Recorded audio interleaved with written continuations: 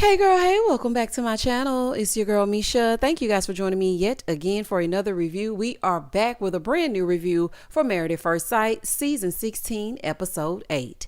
If you are new here, then welcome. I give lighthearted reviews with a little bit of laughter and a little bit of shade and a whole lot of detail. If you're back for a second or third time, then welcome back. Y'all, please don't hesitate to like, comment, and subscribe to the channel. Share with a friend. Hit that notification bell so that you will be updated each and every time I upload a video. Now, child, let's get into it if we gonna get into it. When the episode first opens up, we're on day 9 of marriage, Nicole and Chris. So they're on their way to Chris's house. She's excited about meeting the dogs, introducing them to their new mom. And the dogs were really sweet and inviting to Nicole, and I thought it was cute. So she was looking at his bedroom, right? And baby, the dog is hunching, everything moving. She's like, well, I mean, if the dog is any indication of what he's seen, then I'm in for a ride. Child, I don't know what's going on, honey, but the thing is in heat. It was a sweet visit, though. Dominique with a Y and McKinley. Because, child, I got to switch up her name, honey. I didn't even realize Dominique had a Y in it. So this is Dominique with a Y. They're visiting her place, right? It's awkward AF. Dominique is being all weird. She not even really showing him around. He acting like he don't want to be bothered because she done pissed him off. She feels like he doesn't really want to be there. She's like, I mean, feel free to browse around. He said, no, I don't need to browse around. You didn't browse around my place. Your bed? McKinley, what are you talking about? She was kind of upset that he was acting like he didn't want to be in her place. You have to show him around. Okay, this is not his place. He's not going to just come in and start rummaging through things. This is not Dr. Pepper's looking through your underwear drawer. If you want him to see something, show it to him. Both of y'all are working on my central nervous system. Moving forward. So she's like, yeah, he doesn't want to look around, so I'll just pack up my things and I'll just get ready to go. Or maybe I won't pack up my things. Ooh, child. Clint and Gina. So they live in the same building, so it should be interesting. So he comes over, right? He comes over to her place. She's showing him around. She was like, welcome to Gangsta's Paradise. Okay, Michelle Pfeiffer, bring him on in, honey. So he said he's looking forward to sharing a space together. He's like, yeah, I'm really looking forward to it. Don't hold your breath, Clint. Okay. So they sit down to talk. And so she was asking him how he's feeling. And he was like, yeah, I'm looking forward to living together, seeing how our space is going to be. She said, yeah, about that. I'm nervous. Okay. And I don't know about living together because over the past week, there hasn't been anything romantic. She's like, one element is missing, like something is missing. Your common sense and your connection. Okay. It's lacking. It's really starting to get on my nerves, honey. So she feels like they will be walking on eggshells around each other if they moved into the shared apartment together. Ma'am, I am almost positive that you have seen this show before. So you already knew that at some point in time, you were going to have to live with this man. Who gets married to a perfect stranger on a TV show and then say, this is where I draw the line? All that moving in together? Woo, pump your brakes, buddy. Like, you're being cantankerous. Oh, child. Oh, my goodness. Every time I can throw in a Clint-ism, I'm going to do it. But Gina, what the hell are you even talking about, girl? What are you talking about? So Clint is like, you know, we're in a marriage. The attraction thing isn't there, but maybe it can grow. And he wants to stick it out. Now, I'm telling y'all right now, I'm speaking directly to y'all. I'm officially moving over to Clint might be all right with me. At first, I was like, you know what? Clint gonna get on my nerves. I just know he's gonna get on my nerves. But he might be all right. Okay, I'm not 100% over there yet, but he's really growing on me. I mean, like a fungus, but he's growing on me, child. Gina, you need to stop playing. Okay, you need to stop playing this game. If you do not want to continue, then just cut your losses now. Why are you stringing him along? Talking about, I think it'll be better. You know, if we just give each other some space, like I just think it'll be better. No, it would not be. Okay, you're trying to manipulate him, but he ain't falling for it. Moving forward. Living together is what's needed in this process, Gina. You're just making your own rules and trying to convince him it's the right thing to do. And I feel like at least he's willing to try, because after what happened on the honeymoon, I would think that Clint would say, you know what? I don't think this is going to work. It could be an easy out. You know, she wanted to call the whole thing off after she had an attitude on the beach, so I'm done. But Clint wants to actually continue. So girl, continue. Jasmine and Aerys. So they're going to her parents' house. It was such a cute little house. I said, look at this house. It looks like one of the houses from a movie set on the outside. So anywho, He seemed to be impressed when he walked in with all of her titles. He said, you know what? I asked the experts for a black queen, and they gave me a literal beauty queen. Well, child, too bad she got a court jester, but here we go. So the dog started barking, right? And he's like, what's that? What's going on? What's barking? She was like, oh, those are the dogs. He gonna say, it's like 20 of them, right? Aries, it is not 20 dogs. Charlie can't stand them dogs. She was like, no, it's only 9 left, and Duchess, which is their mom. So they go back to see the dogs, right? And so Aries is letting us know when he was 3, his grandmother had a dog and it bit him across the face. And that's why he's apprehensive when it comes to the puppies of it all. Side note, they might as well just start calling Married at First Sight dogs in them. Because every single season, there's some drama, there's something centered around the dogs. Like, this is the one show where you are bound to have a fight and or disagreement about your doggy. So, I mean, it should just be called Dogs at First Sight. Child, I don't know what it should be called, but honey, the puppies should be incorporated somehow. So they go back there, they see the puppies. He was very receptive to the sweet baby. That puppy was so cute. I was like, look at him. So, I mean, that's good. But why does Aries never look this lady in the face? Now, I noticed it and I said something about it, review number 1, when they were at the altar. But after weeks of being together, because we are now in like almost week 2, you still cannot look Jasmine in the face? I'm starting to think something. I'm really starting to think something. Side note, Jasmine, are you breeding these dogs in your mom and them house? The girl said, what now?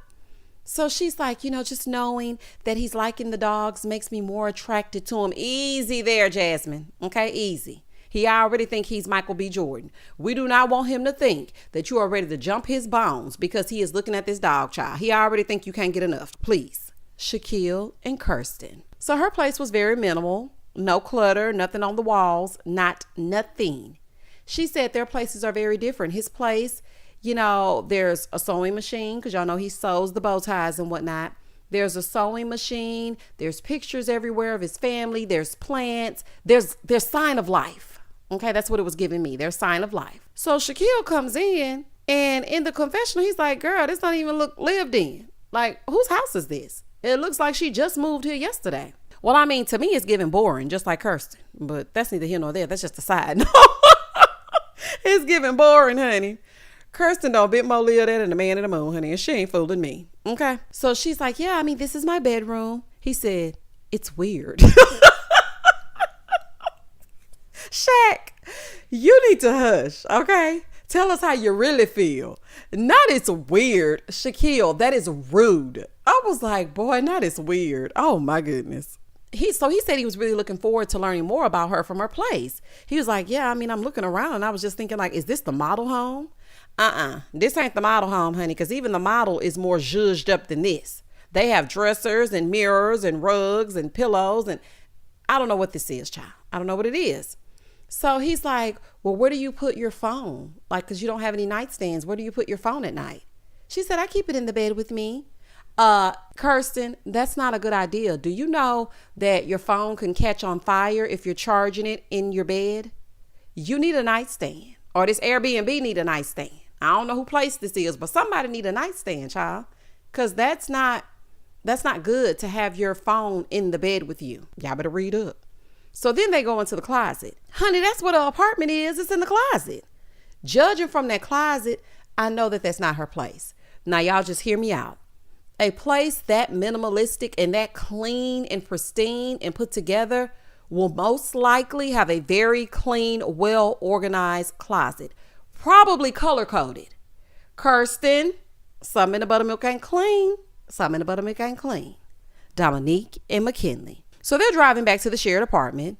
And so she's asking him how he's feeling because he's acting like, he don't want to be around her. And he said, I mean, it's just one thing after the other. And you're always pointing out something that you don't like about me. Then with my dogs, you acted like you didn't want to be bothered with them and you don't like animals. So she was like, no, I didn't say that. I just don't want to come home to a place that's covered in dog hair. So they flash back to showing us a little snippet of when Dominique was telling him that dogs should not be on the furniture. So she's like, your dogs aren't even here.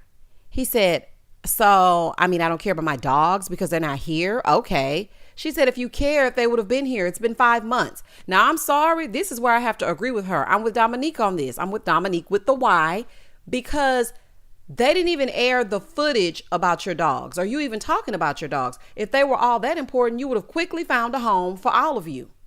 I agree with her, because for me, it's like, okay, McKinley, you talking about these dogs, but at the same time, where are they? Like, it's been 5 months. What were you going to do? So he goes, I mean, you didn't even ask their names. She said, okay, so we're not about to argue about the dogs. There are other things that we could be talking about. I know that's right, honey. Y'all have bigger catfish to fry, pun intended. Moving forward. Y'all clearly don't like each other. So bust a U and drop Dominique back off at the house, and you can stay at the shared apartment and then go back home, because you came to Nashville just for this show and you ain't fooling me. Nicole and Chris. So she's coming to the park today so they can introduce the dogs to each other. She's like, I just hope that everything goes well, because, you know, our marriage is depending on it. What I told y'all. The dogs in them. I told y'all. She said, you know, getting rid of anyone's dog is not an option. Well, child, don't let Alexis and them hear that. The dogs were kind of filling each other out at first, but then they just kind of went to their mutual corners. They were all like separate. They was like, listen, we came together and you over there by yourself. We don't know you yet. We gonna blend and become the Brady Bunch soon enough, but not today, Jan. Not today. Okay? And at least they didn't repeat last season. This is how you introduce dogs to each other. Okay, you take them out in an open space, in a park, a mutual setting, and allow them to get familiar with each other. You don't just throw them in the shared apartment and take the leash off. In the next scene, all of the couples are moving in. You know, they're showing little snippets of everybody moving into their places. Clint and Gina. So they're at the shared apartment. Clint suggests that she take one bedroom and he take the other. She said, no, I don't want it to feel forced, like I'm not ready to move in together. He, on the other hand, wants to at least try. Gina, you can go and swing by and get Dom on your way out. Both of y'all are getting on my nerves. What is wrong with you sleeping in the other room? What is wrong with that? How are you ever going to get to know this man at all outside of that one indiscretion that y'all shared if you don't stay in the shared apartment? Say what now? Oh, okay. You don't know? Okay. Dominique and McKinley. So, baby, they're silent. Okay. They come in the shared apartment. He's unpacking his things. She's just sitting. You could cut the tension with a knife. So he was like, so what's the plan? I mean, do you plan on taking any of that into the bedroom? She's like, probably not. I'm not feeling it right now. Like, I don't want to have petty arguments. She's like, the last thing I want to do is for things to spiral. I don't want that to happen. He said, well, I feel like I've been spiraling since the honeymoon. I feel like no matter what I do, you don't like me. She was like, I mean, what are you saying? You act like I want everything to be perfect. You do. He said, well, that's what it feels like. She said, I'm just emotionally exhausted. I mean, having to get him to try new things, like, it's exhausting to have to be the emotional supporter and try to get you to do things. Dom, it was the honeymoon. They were excursions. He didn't want to do them. That does not the demise of a marriage make. Like, that doesn't even make sense, girl. He didn't want to do them, but he did them. I could see if he was telling you, I don't want to do this. I don't like riding horses in the water. I don't want to go jet skiing. I don't want to jump off of a plane. I'm not doing it. I don't care if you like to do it. I don't like to do it. So I'm not doing it. But no, what did he do? He compromised with you. He said, you know what? I don't like doing that, but for you, I will. Shout out to Monica. So what is wrong with you? You just want something to complain about because you don't like him. And that's just that on that. Because I already told y'all what it was. He's not man enough for her. So that's exactly why she's making up these excuses. Girl gone. He was like, I felt like crap since the honeymoon. Like, I ruined your time. Like, I'm the reason why you didn't have a good time. She's like, no, I just felt like crap too. You're not even thinking about me. He said, I don't know why you felt like crap. I didn't make a single complaint about you the entire trip. Dominique with the Y. You refuse to see that you are a nag. You refuse to see it. She's like, I'm just tired of his negativity. He's not positive, so I'm not moving in. Bye. Okay? Don't let the doorknob hit you where the good Lord split you. Bye. And don't come back around here no more. Because this just don't make no sense. So the producer is like, are you going to move everything back down to the car? She said, yeah. So in the confessional, she's like, yeah, I'm just going to go home and take me a bath.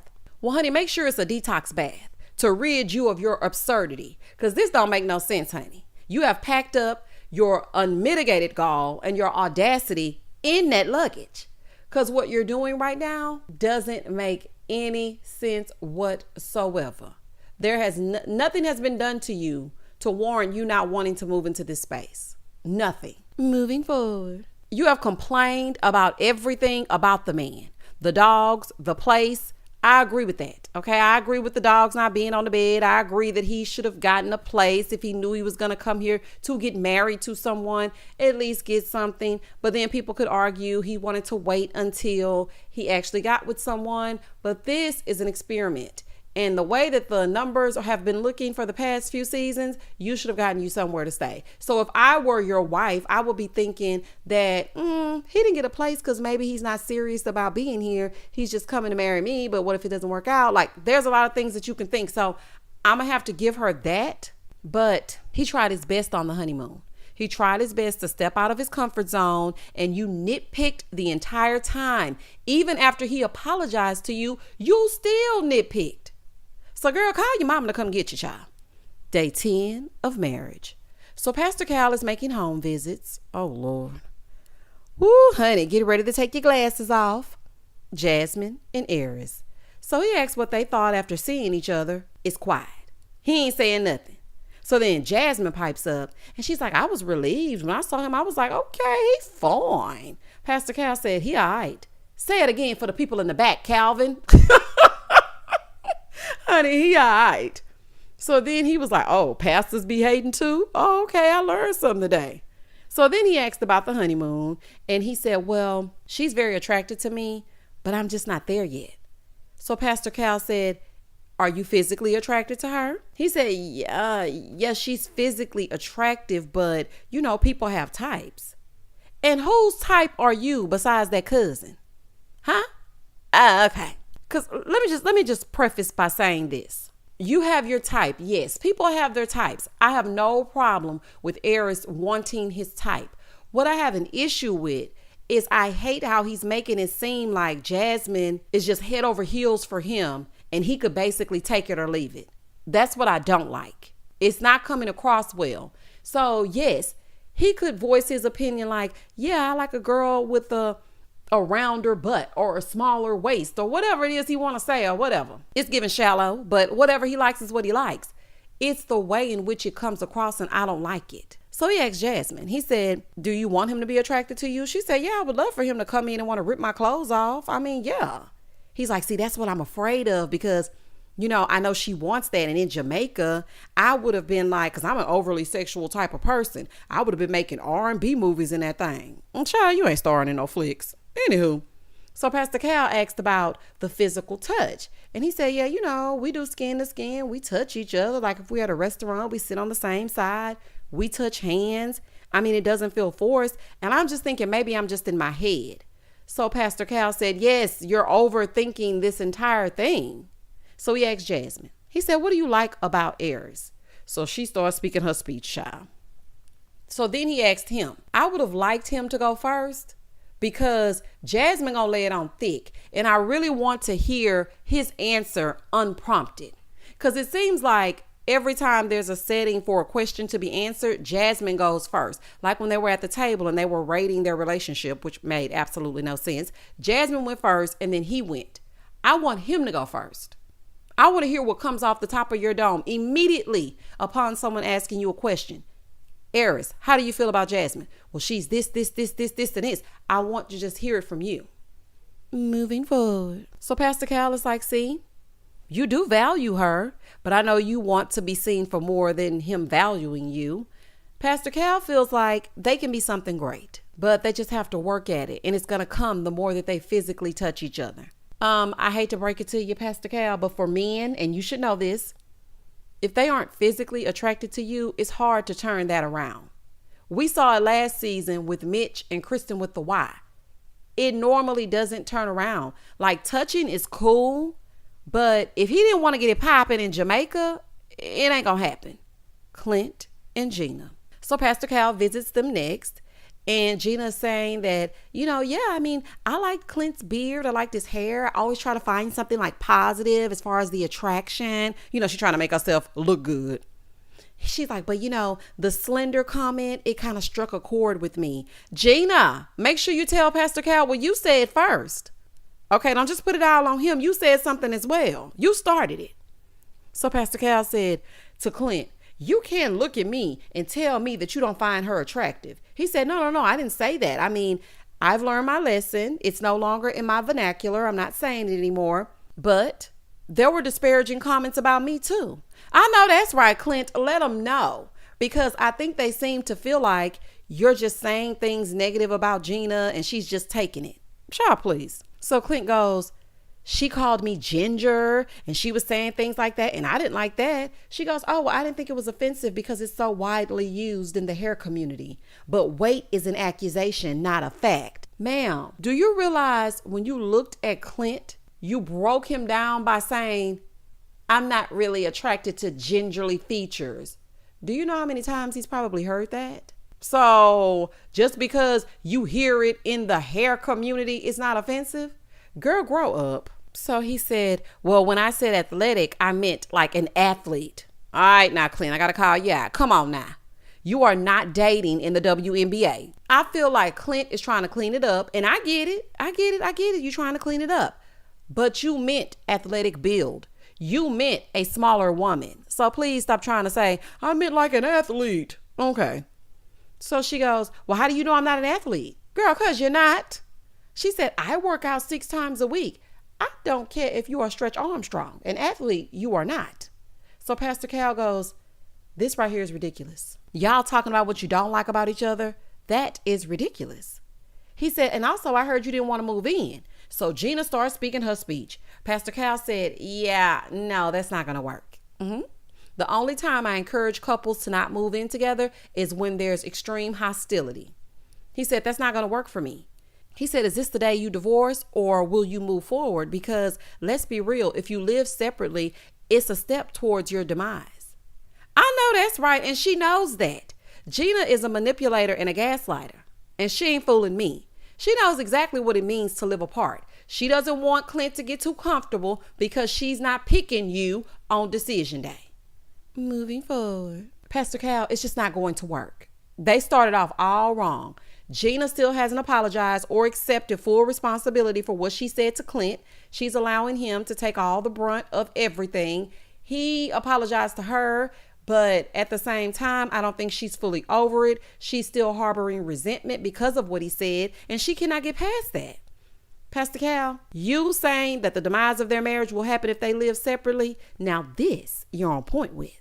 And I'm happy that you didn't let her get away with that BS excuse because that's exactly what it was. Clint needs to pull a Chris, season 14. This is my decision day. Honey, and let Gina go on about her business. So Clint starts saying that he wants to spend some time trying and he's committed to the process because Pastor Cal asked them, are you going to try to make it work? Like, do you want to? So she said she's not one to give up either. So she's going to keep trying. Honey, she just don't want to get fined. Okay. And she ain't fooling me. So after all of that, Gina is still trying to stay at her place. She's like, sleeping in separate bedrooms is worse to me. No, ma'am, it is not. You being so skeeved out by his features that you stay in your own place, that's what's worse. What are you talking about? So she starts crying because they are not buying it, honey. And she's like, oh my God, I really don't want to live with him. Her nervous system is all the way shot. Do y'all hear me? Because she definitely don't want to move into that apartment. She's like, yeah, I just don't want to move. It's just going so fast. It's just right now, it's just not the time. Like, I don't want to move in right now. I'm still feeling uncomfortable. What did you think was going to happen when you got married? What did you think was going to go on? Oh, honey. So Pastor Cal said, well, being married, you have to be uncomfortable at times. I don't care what you tell Gina. She has made up in her mind that Clint is not the one for her. So no matter what you say, it's not going to work. Chris and Nicole.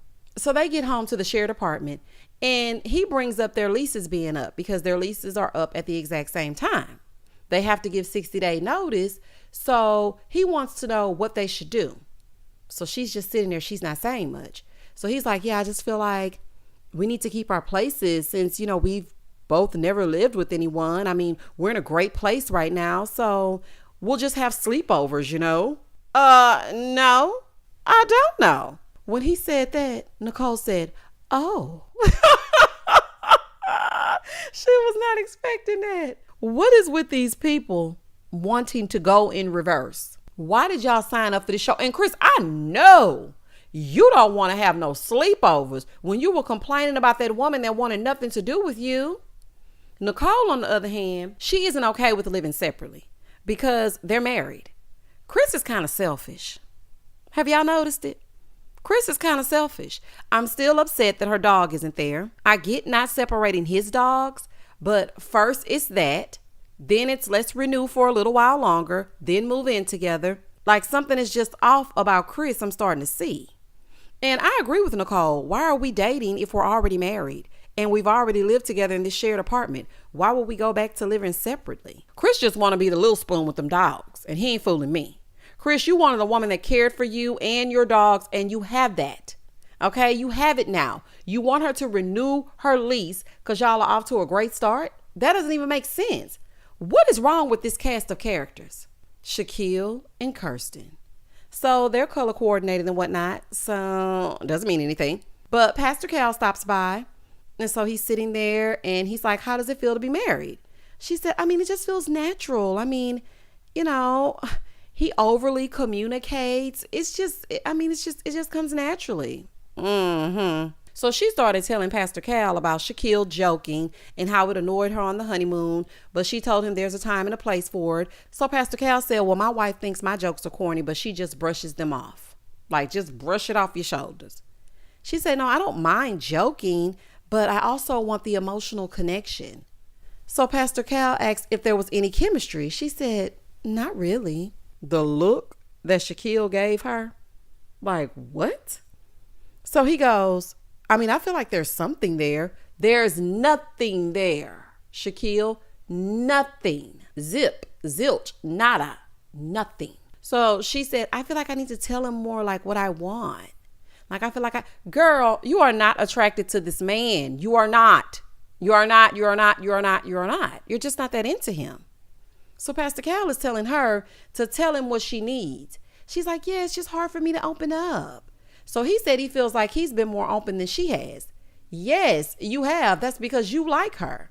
And we don't know nothing about you, Kirsten, except it's Kirsten, not Kristen.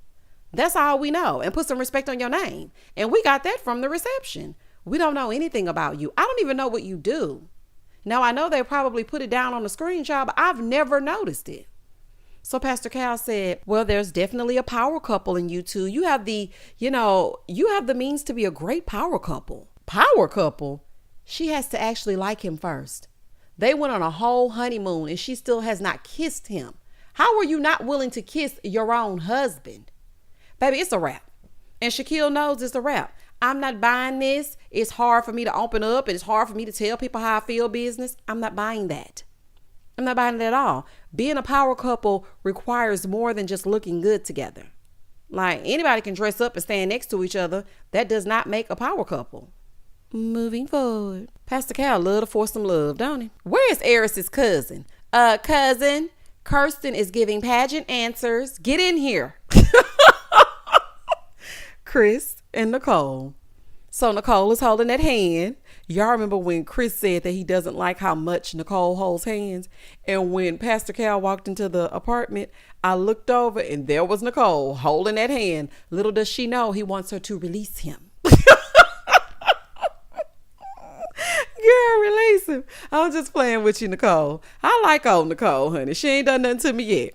So Pastor Cal visits and he asks Chris how Nicole's personality is. He's like, I mean, she's been great so far. I mean, I haven't seen her be a hothead, even though she says she could be. She said, no, you did see it. So they show Nicole upset about their wedding photos and she's going off. It was giving WeTV Bridezilla. That's what it was giving.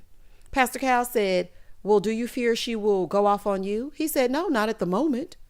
Okay, Chris, buckle up your seatbelt. She said, no, I mean, he will have to hear me complain, but I won't take it out on him. He said, okay, so there's no secret that I've been ran over in past relationships. And I just feel like I'm going to be able to talk to Nicole. I don't feel like that's going to happen in this relationship, because even with us deciding what we're going to do with our leases, we talked about it. So Pastor Cal is like, what about your leases? So they tell him that they're renewing for another 9 months. He said, why? So Pastor Cal does not agree with that. And she agrees with Pastor Cal. But then in the confessional, she's like, yeah, I agree with him, but I don't want to rock the boat. Okay, Nicole, I saw the way you looked after you said that. How you looked down. Listen to me, honey. I'm speaking directly to you. I feel like you are making too many sacrifices too soon. Speak up, because eventually you will resent him for all the sacrifices that you are making that you do not want to make. He will still care about you after. It's going to be okay. First it was the dogs. Now it's the lease. Nicole just wants to be married at all costs. Like, she really just wants to be married no matter what. Living separately didn't work for Noah and Steve, and it ain't gonna work for y'all either. So then Pastor Cal asked about the L word. They said not yet, but she said she does ask him every day, if today were decision day, what would he say? And he always says that he would say yes. Ma'am, why are you asking him that every day? That would be so annoying. That would really get on my nerves. She's like, yeah, I mean, it started as a joke, but now it's just like a temperature check. So Pastor Cal tells them that works now because y'all are in a good place. So of course he's going to say yes. But what about when you have a bad day and you go and ask him that? Then you're going to create unnecessary drama. Baby Nicole was like, yeah, I hear you. But he will be asked about decision day over these eggs in the morning. But baby Nicole don't care nothing about what Pastor Cal talking about. Moving forward. Then we found out since moving in, they've gone to Pound Town. Okay, well, how was it? Because, honey, if y'all done went to Pound Town and he still want to live with them dogs and not you, something ain't right. Dominique and McKinley. So she stops by to complain. Hey, girl. And she's like, you know, the pettiness and the lack of adventureness. What? What are these words? Adventureness? Girl, goodbye. So Pastor Cal stops on in and she's like, you have some explaining to do. Girl, pipe down. He was like, no, you have some explaining to do. No, your mama got some explaining to do. Why does she sign you up for this? So Pastor Cal looks at her and he goes, you're poised for battle. Like, what's going on? What is this about? So she begins to tell him that neither her or McKinley got what they asked for. And he's like, okay, so what did you want? And she said, well, at the top of my list, I wanted someone that was adventurous, outgoing, more positive. And so she was like, on the honeymoon, I had to be like, come on, do this. Ma'am, give it a rest. I do not want to hear about this honeymoon. Not one more time. I just don't want to hear about it no more. It's getting on my nerves. So then Pastor Cal asked if he was adventurous. He said, I mean, I don't mind doing adventurous things, just not as much as she does. He said, and then with the dog stuff, I mean, she's a dog person, but then there's that. She doesn't want the dogs on the bed. And she's like, you already know the dogs on the bed are a no for me. McKinley goes, well, I mean, they don't have to be on the bed. Yeah, the dogs on the bed for me. Now, this is for me. It's a no. Okay. But Dominique with the Y, you're just looking for excuses. So Pastor Cal goes, we gave you exactly what you asked for. Either you've changed it or somebody lying. Honey, Pastor Cal said, y'all got a little lying problem because you wanted X, Y, and Z. We gave you that. And Dom, you wanted X, Y, and Z, and we gave you that. So what is the problem? So he goes, this is absurd. These things can be compromised. Do you want marriage or do you want marriage on your terms? Honey, I know that's right. That's a great question. Let's find out. Dominique said, well, I wanted a more stable man. Considering how old he is, like, I mean, I just feel like he can get married, but he can't get a place. Pastor Cal says, so what? Pastor Cal, that is not so what. He needs to have a place. I'm sorry. I agree with that. Not saying she should harp on it. Because if he explained to you that he was waiting or whatever he was doing, but if you're not going to tell her the reason why you don't have a place, the real reason, then of course she's looking at you like, why don't you have a place at your big grown age? Like, why? She said, I would rather for him to have 4 roommates than be in the basement. Now, I don't know about all that. I don't want my man living in a frat house and I don't want you sleeping head to foot with no roommate. Absolutely not. Pastor Cal said, marriage is about coming together as one. He made choices that we might not agree with, but then when you come together as a couple, you make new choices together. So McKinley was like, I mean, I really felt judged about the whole basement thing. She was like, I mean, it was a turnoff for me. He said, I would rather live in a basement than live with roommates. She said, living with roommates, at least you would have your own space. He said, I have 2 beds and 2 baths. She said, are you going to let me talk, bro? Oh, honey, not bro. Yeah, it's over. Honey, it's a wrap. It's over. She's like, geez, Louise, I'm not talking over you. Now I see why her and Clint was kissing. Geez, Louise, what an unfortunate turn of events. Oh my goodness, this right here is a fool. This is a fool. Pastor Cal said, so what do you want to do? She said, I'm just over it. He said, and what does that mean? Are you over this situation or are you over the marriage? And again, what an unfortunate turn of events. And that was the end of the episode. Dominique with the Y, you're immature. They should have never A, let her mama apply for her, and B, allow a 25-year-old to sign up when she's clearly not ready for marriage. Yes, McKinley has his faults. He should have been more stable and had his ducks in a row. Nobody's talking about his finances. His bank account probably looks fine. But at the same time, he should have had a place to stay. Now, that is my opinion. But Dominique is insufferable. Girl, he was doing everything he could. You just don't like him. Okay, just put it like that. You don't like him. And that's just that on that. Y'all comment down below and tell me exactly what you thought about this episode. Please don't hesitate to like, comment, and subscribe to the channel. And as always, stay safe, stay blessed, spread love, not germs. Peace.